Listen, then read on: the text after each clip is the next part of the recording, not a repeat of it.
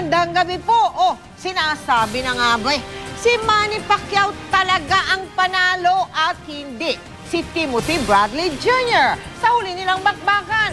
Ganyan po mismo ang lumabas sa pagsasiyasat ng World Boxing Organization sa kontrobersyal na laban. Gayunpaman, hindi na raw maibabalik ng WBO welterweight o ang WBO welterweight title belt sa ating pambansang kamao. Tutukan natin ang pagtutok ni Chino Trinidad. To the winner by split decision and new WBO welterweight champion of the world. Sa mata ng 5 judges na inatasan ng World Boxing Organization o WBO President na si Paco Valcarcel na i-review ang labang Pacquiao at Bradley. Malinaw na si Pacquiao ang nanalo at hindi si Bradley.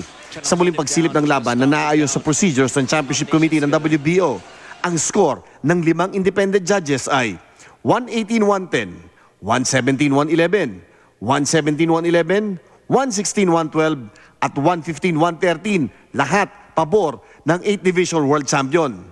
Taliwas ito sa split decision verdict ni na CJ Ross at Wayne Ford na nagbigay ng 115-113 para kay Bradley at tanging sa scorecard lang ni Jerry Roth 115-113 nanalo si Pacquiao.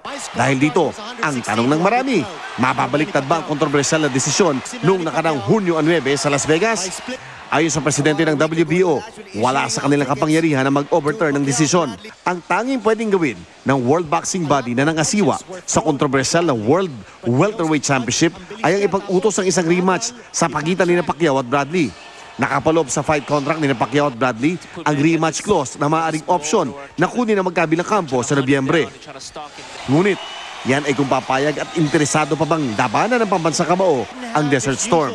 Bago pa man mapagdesisyonan kung sino ang susunod na kakaharapin ni Pacquiao, dapat munang pagtuunan ng pansin kung paanong maitatama ang taliwas na pagtingin ni na CJ Roth at Dwayne Ford sa kanilang scorecards noong Hunyo 9. Hanggang ngayon, hinihintay pa rin ng buong boxing world ang magiging resulta ng fight review na ipinag-utos ng Nevada State Athletic Commission para pagpaliwanagin ng 3 judges sa kanilang scorecards. Chino Trinidad Nakadutok, 24 oras. Hindi na po tayo magpapaligoy-ligoy. Makakausap po natin ngayon sa pamamagitan ng Skype ang sports analyst ng GMA. Walang iba kundi si Sports Saksi, si Chino Trinidad. Chino, paano na ngayon? May pananagutan ba yung mga naging judge nung laban ni Manny Pacquiao at Timothy Bradley? Yung mga, kung pagbabasihan natin, yung naging re-judging ika nga ng WBO, yung 5 West, nagkamali sa pag-score nila nung laban na kinover mo sa Las Vegas. Chino? Dapat, Mike, talagang managot sila. Pero at this point, ang pinakamaganda rito is vindication para kay Manny Pacquiao na, kumbaga, kung titignan natin, talagang parang ninakawan ng pagkakapanalo matapos niyang gulpihin si fair and square dun sa laban. Ito pagpapakita ng isang vindication o yung pagsabi natin na ito ang pinakamagandang validation na talagang nanalo si Manny Pacquiao sa mata ng marami o karamihan ng mga nanood doon except yung 2 judges natin. At yes, Mike, dapat managot ang mga judges na sila Dwayne Ford at saka si CJ Ross doon po sa mga 2 sa 3 hurado nung huling laban na yan. Paano ito? Hindi pa yata nangyayari itong ganito sa kasaysayan ng boxing? May nangyari na bang ganito sa boxing, Chino? Walang reversal, Mike. Ang least sa punto na ito, ang pwede natin mahingi, yung tinatawag na i-declare ito na no contest. Pero ang tanong, meron bang enough na, sabi nga, sorry for the term, no? Meron bang Nevada State Athletic Commission na i-offer o sabihin na no dapat kung makikita sa paliwanag ng 3 judges na yon, talagang hindi katanggap-tanggap na nanalo sa mata nila si Timothy Bradley. But to overrule o to overturn that decision, yun hindi nangyayari yun na basta-basta sa boxing. Wala pa yata except for one, pero iba ang circumstances Laban ito ni Marco Antonio Barrera at saka ni Oscar Salito mga 2 years back, pero ibang-iba, Boss Mike, yung usapan dito sa labanang ito. Ang best that we can ask for is one, magsabi ang Nevada State Athletic Commission na talagang nagkaroon ng irregularity at ma-declare ng WBO na vacant ang title na ito na hawak-hawak dati ni Manny Pacquiao na kinuha sa pamamagitan ng maling pagtingin o pagbasa ng 2 judges sa laban niyan kontra kay Timothy Bradley. Isang tanong na lang para ngayong gabing ito, Chino. Paano yan? Hindi daw ibibigay yung, hindi daw pwedeng ibigay ng WBO yung tinatawag na championship belt kay Manny Pacquiao. Ibig sabihin nito, hindi ba nung natalo siya kay Bradley doon sa Las Vegas, sa mga juez, sa mga judge, bababa siyempre ang ranking ng kahit sino mang boksingero. Mananatili pa rin doon ang ranking ngayon ni Manny Pacquiao na bumaba na matapos magdesisyon sila pabor kay Bradley. Gano'n ba yun, Chino? At ano magiging epekto nito ngayon, itong nangyaring ito sa karera ni Manny Pacquiao, Chino? Siguro, Mike, sa puntong ito, ang pag-usapan natin dito is not the belt. No? I think this is beyond the belt. This is about the credibility of boxing as a whole.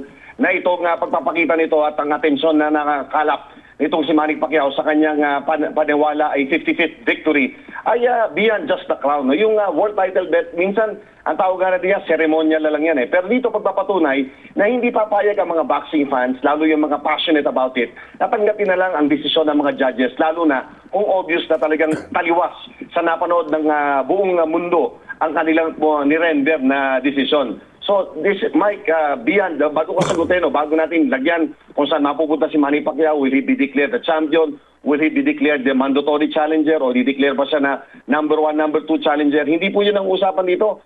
Ang issue dito is about the credibility of boxing. At dahil dito sa ginawa ng WBO na ito, ay sana maibalik natin ang tunay na tibay ng boxing at paniniwala muli ng publiko sa sport na minahal natin at nagbigay sa atin ng katanyagan sa buong mundo sa pamamagitan ng ating pambansang kamaong si Manny Pacquiao. Chino, may tatanong si Mel Tiangco. Chino, Yes, Tito kamusta? Chino, ito akong tanong, Oo nga, huwag natin pag-usapan yung mga kung ano-ano na yan. Pero, alam mo, may realities, Chino eh. Paano, Chino, yung kaperahan? Alam mo na ibig ko sabihin, paano yung prize money? Paano yung pusta ng mga boxing fans? Hindi kaya ito mag-resulta sa isang, ano ba yan, krisis? Magkagulo yung mga boxing fans, Chino. Hihingi ng refund, Tita Mel, yung mga natalo sa pusta kasi Siyempre. maraming mga nagsipagtalo sa pusta ron. Pero again, it will all depend on the Nevada State Athletic Commission. Ang tagal kasi nila, deafening silence. Wala pa tayong nakikitang tunay na kasagutan sa pagitan. Ngayon, yung tungkol doon sa purse, naibigay na ito kay Manny Pacquiao at sa akin ni Timothy Bradley dahil guaranteed ito. So hindi magagalaw yung tinatawag na guaranteed purse ng dalawang boksingero, si Manny Pacquiao at saka si Timothy Bradley. Ang kawawa rito ay yung mga namusta dahil marami ang natalo, dahil lahat sila ay pumusta kay Manny Pacquiao, ang sumahod yung mangilan-ngilan na pumusta dito kay Timothy Bradley. Nako, Chino, balita mo sa amin agad yan, ha? Maraming salamat sa'yo, Chino Trinidad.